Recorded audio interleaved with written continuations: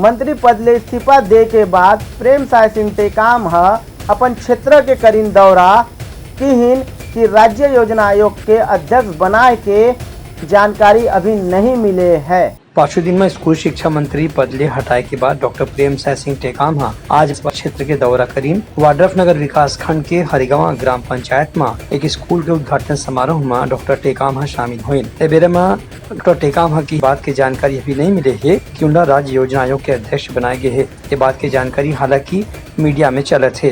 जो नए high school के भवन का लोकार्पण यहाँ पर आए थे और सौभाग्य से स्कूल को हमने शुरुआत करवाया था और आज भवन भी तैयार हो गया उसका आज भी इसको लोकार्पण के लिए हमको बुलाया गया था।